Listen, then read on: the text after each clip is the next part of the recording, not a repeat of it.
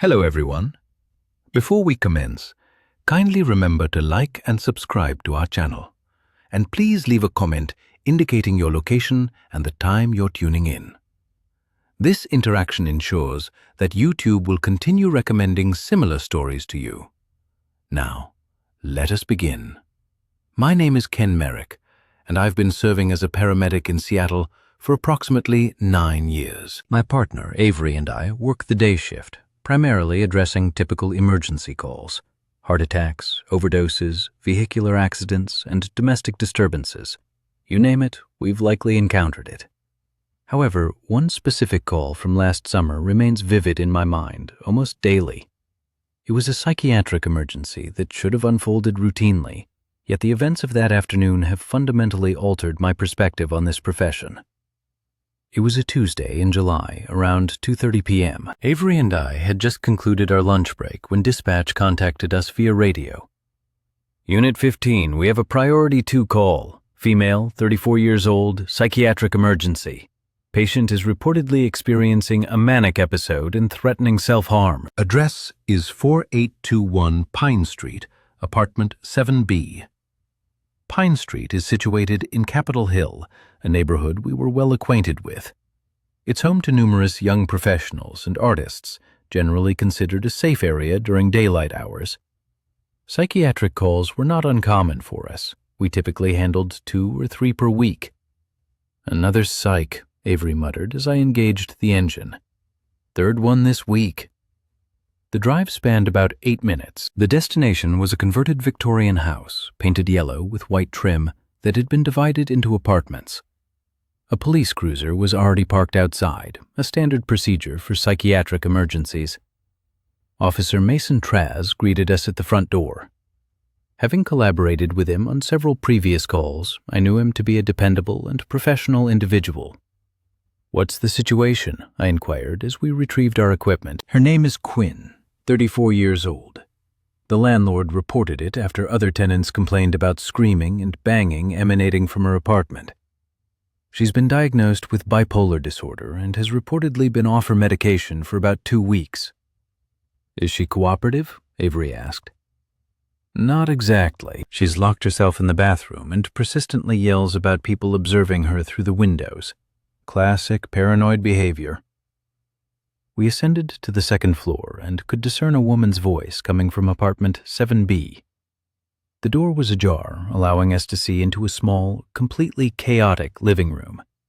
Furniture was overturned, books and papers were scattered everywhere, and thick blankets or towels appeared to cover all the windows. "Ara," Officer Mason Traz called out. "The paramedics are here to help you." "I don't need help," a voice responded from behind what I presumed was the bathroom door. "I need everyone to leave me alone. They're watching me." Avery rolled her eyes. "Here we go," she whispered to me. "Ara, my name is Callan. I'm a paramedic. We just want to ensure your well-being. Can you come out and speak with us?" "No, they'll see me if I come out. The windows." I surveyed the apartment. Every single window was obscured by thick blankets meticulously duct-taped to the walls. The space was dimly lit and felt stuffy due to the lack of air circulation. "She's been like this for about 3 hours," Mason Traz quietly explained. "Neighbors say it began around 11 a.m. Avery gently knocked on the bathroom door. "We're not here to harm you. We just want to talk." "Callan," Avery quietly said, pulling me aside, "we need to transport her quickly. I have 3 more calls pending, and this could consume hours if we allow her to continue rambling about surveillance." "Let's just hear her out first," I suggested. "Perhaps we can persuade her to come voluntarily. She's clearly manic and paranoid. The sooner we get her sedated and to the hospital, the better for everyone." After several minutes of gentle persuasion, we finally heard the bathroom door unlock. Era Quinn slowly emerged, and I immediately recognized she was in the midst of a severe manic episode. Her hair was disheveled, her eyes wide and constantly darting around the room. She was clad in pajamas that appeared as though she'd been sleeping in them for days. "Are you alone?" she asked, looking directly at me. "Are you sure no one followed you here?"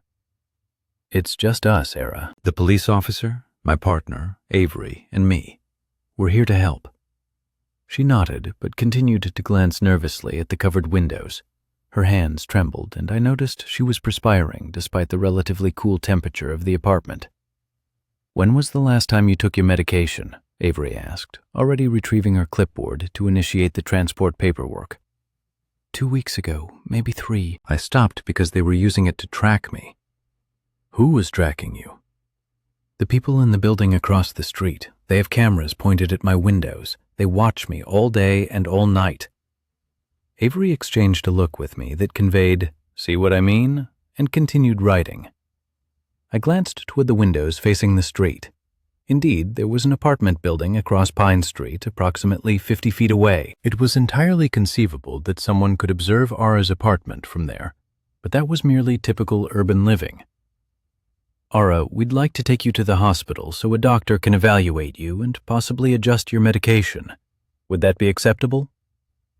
She shook her head vigorously. "No hospitals. They're part of it too. They'll tell the watchers where I am." "Callan, we need to move," Avery said impatiently. "She's clearly not going to cooperate voluntarily." "Just give me a few more minutes," I told her. "Can you tell me more about these people who are watching you?" I asked Era, attempting to keep her engaged. "They started about a month ago. First, it was just one person, a man with binoculars. Then more of them came. They take shifts. There's always someone watching." She guided me to one of the covered windows and cautiously peeled back a corner of the blanket. "See that window on the 3rd floor? The one with the white curtains? That's where they usually position themselves during the day." I looked across the street at the building she was pointing to. It was just a normal apartment building, and I could see several windows with various types of curtains and blinds. The window she was indicating appeared perfectly ordinary to me. "Ara, I don't see anyone in that window right now." "They're good at hiding when other people are around, but they're there. They're always there." Avery had concluded her assessment and motioned for me to step away from the window. "Callan, we're wasting time," she stated firmly. "Her vitals are slightly elevated but stable. We need to transport her now, with or without her consent." As we conversed, Era suddenly gripped my arm. "Wait," she said, her voice dropping to an almost inaudible whisper. "Do you see that?" She was pointing at the window again.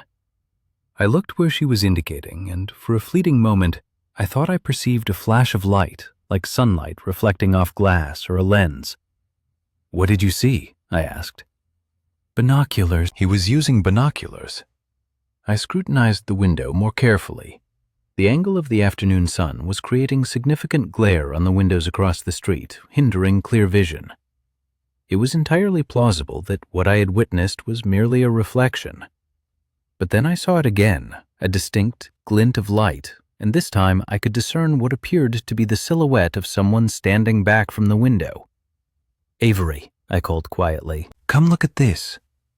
"Callan, I am not indulging her delusions," Avery retorted without looking up from her paperwork.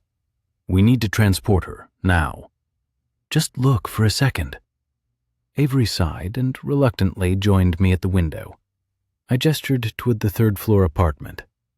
"Do you see anything unusual in that window?" Avery squinted across the street for perhaps 2 seconds. "I see windows with sun glare. Can we please focus on our patient?" Just as she turned away, the silhouette in the window shifted slightly, and the glint of light vanished. There was definitely someone there, I informed her, and they had something in their hands. Era was nodding frantically. "See, I told you they're always watching." "Callan," Avery said, pulling me aside, "you're starting to sound like her. This is precisely what paranoid patients do. They draw you into their delusions. We need to maintain objectivity." "But I saw something." "You saw sunlight reflecting off a window. That's it." I wasn't entirely convinced, but Avery was already summoning Officer Mason Traz. "Officer, we need to transport her involuntarily. She's refusing treatment and exhibiting signs of being a danger to herself." "Wait," I said. "Let me try something first." I returned to Era. "You mentioned this started about a month ago. What first made you notice that someone was watching you? I was having trouble sleeping, so I got up around 3 a.m. to get some water. When I walked past the living room window, I saw a red light pointing at my apartment, like a laser pointer, but it was coming from that building. A laser pointer? Yeah, it was moving around on my walls and ceiling. When I looked out the window, I could see someone with a flashlight or something in that same third-floor window. Avery was becoming visibly frustrated. Callan, you're encouraging her paranoid thinking. This is Psychology 101. Do not validate delusions. Did you call the police about the laser pointer? I asked, disregarding Avery. I tried, but they said unless someone was actually threatening me, there wasn't much they could do about someone looking out their own window. That actually sounded reasonable to me. Proving that someone was deliberately observing a neighbor would be challenging unless caught in the act. That's enough, Avery stated firmly. Officer Mason Traz, we need to initiate an involuntary transport. The patient is clearly delusional and my partner is becoming too involved. Avery, just give me 5 more minutes, I pleaded. No, Cullen. This is exactly how paramedics get into trouble, by abandoning their training to play detective. Before Mason Traz could offer a remark, his radio unexpectedly burst into activity with an unrelated dispatch. As he stepped out to handle the call, my gaze fell upon something that instantly filled me with dread. Era, utterly silenced, was fixated on the covered window, her face etched with unadulterated terror. He's returned, she whispered, her voice barely audible. He's returned, and he's furious. I shifted my gaze to the window, and this time a distinct silhouette was clearly discernible, moving behind the glass across the street. The individual appeared to be gesturing emphatically, as if embroiled in a heated argument or profoundly agitated. Avery, take a look at this. There's definitely someone there now. Avery cast a brief, dismissive glance. I see an apartment building, that's all. Yet, as I continued to observe, the silhouette abruptly vanished from the window, and I then saw what appeared to be a beam from a flashlight sweeping across the building's exterior wall. Aura, has this individual ever used lights to communicate with you before? Constantly, especially at night. He flashes lights at my windows to signal that he's watching. By this point, I was beginning to feel profoundly unsettled. Even if she was experiencing a manic episode, certain aspects of her description were starting to appear disturbingly plausible. Officer Mason Traz, I called out as he re-entered. Would you be able to have someone investigate the building across the street? Specifically, apartment 3B. Avery stepped in between us. Absolutely not. We are not going to squander police resources on a psychiatric patient's paranoid delusions. What if she isn't delusional about this particular aspect? I countered. Then you have been a paramedic for 9 years and you should be more discerning than to become emotionally entangled with patients. Mason Traz's gaze flickered between Avery and me, plainly uncertain how to proceed. I'll tell you what, he finally interjected. Let me request another unit to conduct a swift welfare check on that apartment. If there's nothing there, we will proceed with the involuntary transport. If something suspicious is present, we will take subsequent action from that point. Avery was visibly annoyed, but she conceded with a nod. Fine, but when they find nothing, we are departing immediately. As we waited, Era seemed to regain a measure of composure, though she continued to cast anxious glances at the window. Era, I began, if someone genuinely has been observing you, that would be incredibly stressful, even if you are also experiencing symptoms from being off your medication. That's precisely what I've been trying to convey to everyone. I understand what my symptoms feel like, and this is different. This is real. Approximately 15 minutes later, Mason Traz's radio crackled once more.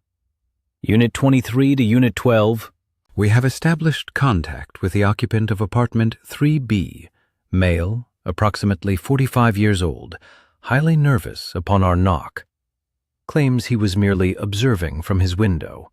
No visible evidence of surveillance equipment, but he declined to permit entry without a warrant. Mason Traz inquired, Any other observations? Yes, actually. The apartment appears to have multiple telescopes or binoculars positioned near the windows, and while we were speaking with him, he consistently glanced across the street toward your location. I felt a sense of vindication, but Avery simply shook her head. That proves nothing. Many individuals own telescopes. This remains a psychiatric emergency. Yet something about the entire situation was troubling me. If Era was correct about being observed, then her ostensibly paranoid thoughts were not paranoid at all. They were accurate assessments of a credible threat. Mason Traz, could your officers remain there for a few more minutes? I want to attempt something. I turned to Era. If this person genuinely has been watching you, he's probably observing right now. What if we provided him with something to react to? What do you mean? What if I briefly opened one of these blankets for a few seconds and we observe if anything transpires across the street? Avery seized my arm. Callan, you are overstepping a boundary here. We are medical professionals, not investigators. I am merely endeavoring to comprehend what is occurring with our patient. Before Avery could intervene, I pulled back one of the blankets from the main window facing the street. Era instantly ducked down, but I remained visible and waved toward the building opposite. Within seconds, Mason Traz's radio sprang to life. Unit 23 to Unit 12. The suspect just seized what appears to be binoculars and aimed them directly at your position. He is unequivocally observing that apartment. My blood ran cold. Era had not been paranoid at all. She was being stalked. But then, something even more peculiar unfolded. Avery, who had vehemently dismissed Era's assertions, suddenly exhibited a complete shift in her demeanor. That's actually quite unsettling, she murmured. Someone truly is watching her. I told you, Era stated, but her tone lacked vindication. It was tinged with terror. And now he knows you people are here. He is going to be enraged. I was on the verge of asking what she meant when the apartment lights abruptly extinguished. We were plunged into darkness, with only a faint glow penetrating through the covered windows. Mason Traz immediately drew his flashlight, and Avery and I followed suit. What precisely just occurred? Avery inquired. He can manipulate my electricity, Era whispered. He's done it before. That's impossible, I declared. But even as I uttered the words, I harbored a degree of doubt. Mason Traz was already on his radio, requesting backup and asking for an inspection of the building's electrical system. But before anyone could respond, we heard a resounding banging sound emanating from somewhere within the apartment building. He's coming, Era breathed, her voice scarcely audible. He has never ventured over here before, but he is coming. The banging sound intensified, sounding as if someone was ascending the stairs rapidly. Everyone maintain composure, Mason Traz instructed, positioning himself near the door. Avery, prepare the patient for immediate transport. However, as Avery and I were assisting Era toward the door, the banging abruptly ceased. Then a voice called out from the hallway. Era, are you all right? This is your neighbor from across the street. I observed the lights go out and wanted to ensure your safety. The voice sounded amiable, even concerned, but Era's reaction was immediate and visceral. She began trembling uncontrollably and clutched my arm with such force that it pained me. Do not permit him entry, she whispered. Please, do not let him in. Mason Traz called through the door. Sir, this is the police. We are conducting a welfare check. Please identify yourself. Oh, thank goodness the police are here. I am Ronan Bellamy from apartment 3B across the street. I have been increasingly concerned about Ara for weeks. I believe she is experiencing some form of mental health crisis. Avery and I exchanged glances. The man sounded entirely reasonable, like a genuinely concerned neighbor. However, Ara's terror seemed authentic, and we had just confirmed that someone from that apartment had been observing her with binoculars. Mr. Bellamy, we will need to speak with you separately. Please wait downstairs while we conclude our assessment. Of course. I merely wish to ascertain that she is receiving the assistance she requires. We heard footsteps receding down the hallway. Era, I said softly, that man appeared concerned about you. Are you certain he is the one who has been watching you? He is adept at feigning normalcy, she replied. But you did not witness what I observed in his apartment when the police were there. What do you mean? When they knocked on his door, I was observing through my peephole. His apartment? It is not normal. There are photographs on the walls. Photographs of me. Avery and I exchanged another look. That detail was sufficiently specific and disturbing to be credible. Did you inform the police about the photographs? Avery asked. I attempted to, but they dismissed it as mere paranoia. Mason Traz returned to us. The power outage appears to be confined solely to this apartment. Someone may have tripped the breaker switch in the basement. It was then that I comprehended the potential gravity of the situation. If Ronan Bellamy had access to the building's electrical system, he could have been harassing Ara in ways that would be exceedingly difficult to substantiate. Officer, I believe we need to scrutinize this Ronan Bellamy much more closely. Why? I recounted what Ara had disclosed about seeing photographs of herself in his apartment. Mason Traz's expression grew considerably graver. If that is accurate, we are dealing with a stalking situation, not merely a psychiatric emergency. But we still need to transport her to the hospital, Avery interjected. Even if someone is stalking her, she is clearly experiencing a mental health crisis as well. She was correct. Era's symptoms were undeniable, irrespective of their underlying cause. Era, we are taking you to the hospital, but we are also ensuring that the police conduct a thorough investigation into Ronan Bellamy. You will be safe. As we prepared to transport Era, Mason Traz received another radio call. Unit 12, we have procured a warrant for apartment 3B. We are entering now. We waited anxiously as Mason Traz coordinated with the other officers. Era seemed to become more agitated as our departure from the apartment grew imminent. He's going to follow us, she declared. He invariably knows my whereabouts. That comment sparked a thought in my mind. Era, how does this man seem to possess such extensive knowledge of your schedule and activities? I do not know. It is as if he can hear my every move. Avery was performing a final check of vital signs when Mason Traz's radio suddenly erupted with activity. Unit 12, you must witness this. The apartment is configured like a surveillance center. Multiple telescopes, recording equipment, and hundreds of photographs of the target and other women in the neighborhood. My stomach clenched. Era had not been paranoid at all. She had been the victim of an elaborate stalking operation. But then the radio crackled again with something that chilled me to the core. We have also discovered what appear to be listening devices and possibly some form of transmitting equipment. It appears he may have been monitoring audio from her apartment as well. Era gazed at me, terror reflected in her eyes.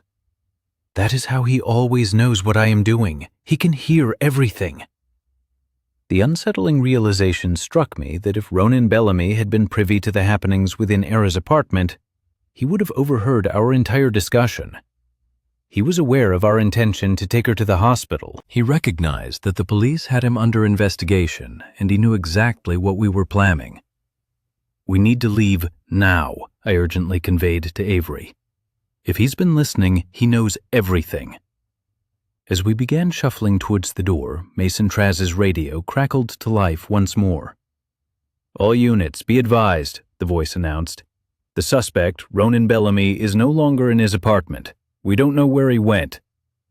It was then that I again discerned footsteps in the hallway, though this time they moved with significantly greater speed and purpose. He's coming back, Laura whispered. The footsteps halted directly outside the apartment door. Then, Ronan Bellamy's voice resonated once more, but with an entirely different timbre. It was angry and menacing. I know you're in there with those people. You've ruined everything. Do you have any idea what you've done? Mason Traz promptly radioed for backup and positioned himself defensively near the entrance. Mr. Miller, this is the police. You need to leave this building immediately. I'm not going anywhere until I talk to Era. She's been telling lies about me, and I want to set the record straight. The doorknob began to rattle violently, as if someone was attempting to force it open. Avery, get Era out of here, I commanded. Is there a back exit? There's a fire escape through the bedroom window, Era replied. We swiftly moved towards the rear of the apartment, while Mason Trask continued to call for additional units. However, as we reached the bedroom, we could hear the front door being violently forced inwards. Ara! Ronan Bellamy's voice boomed through the apartment. I just want to talk to you. Avery and I assisted Era through the bedroom window onto the fire escape.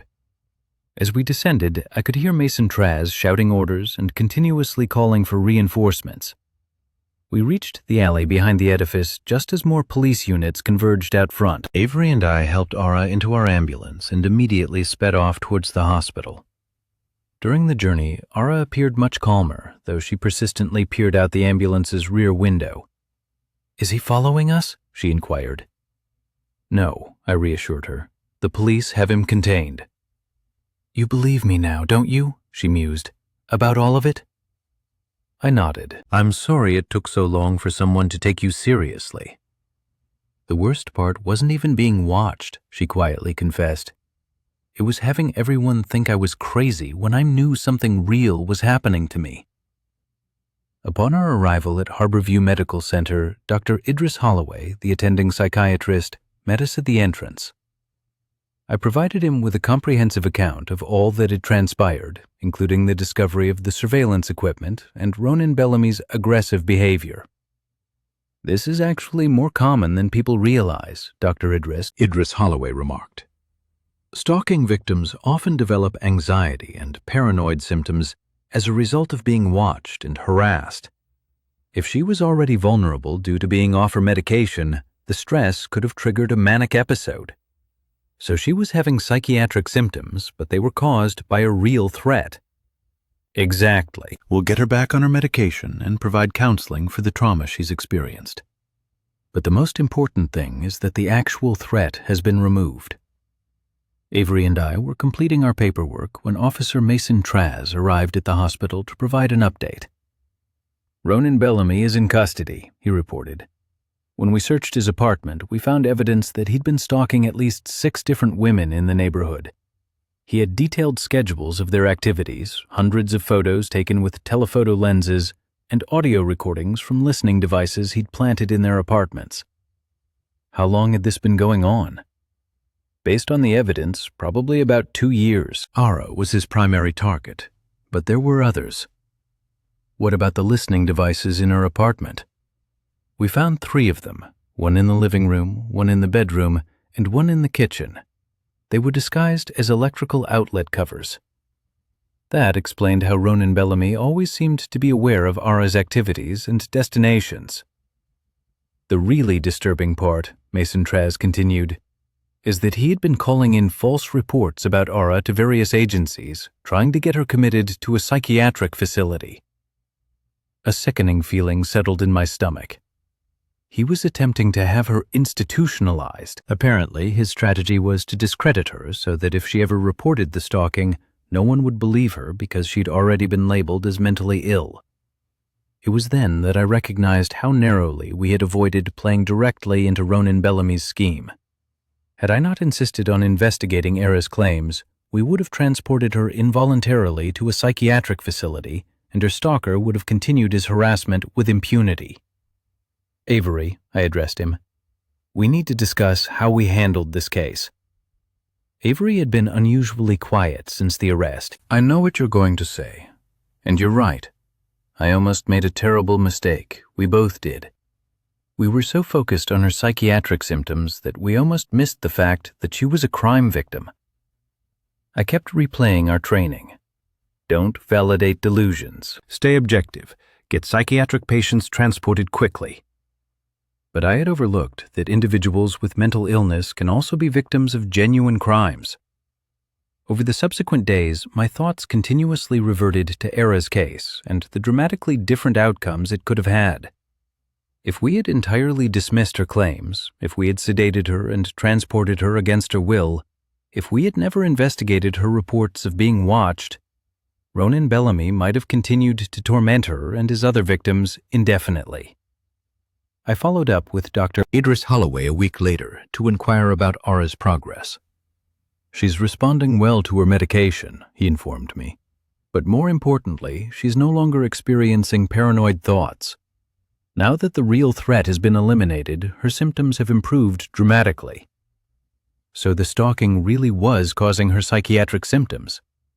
It was definitely a major contributing factor. She was in a vulnerable state due to being off her medication, and the chronic stress of being watched and harassed pushed her into a full manic episode. Dr. Idris Holloway paused, his gaze turning serious. You know, if you hadn't taken her seriously about the surveillance, we might never have discovered what was really happening. Most people in her situation aren't that lucky. That conversation fundamentally altered my approach to every psychiatric call thereafter. I came to understand that my role extends beyond merely treating medical emergencies. It also encompasses advocating for individuals who may be incapable of advocating for themselves. And sometimes, the very people who appear most paranoid are precisely those who are most in need of our protection. This case imparted the profound lesson that reality is not always what it seems. Era Quinn was failed by a system that automatically presumed her fears were manifestations of mental illness, when in fact she was a true victim in desperate need of assistance. I reflect on that afternoon with every psychiatric call now, ensuring that I genuinely listen to what patients are communicating, even when their stories sound improbable, because sometimes the most unbelievable accounts prove to be entirely true.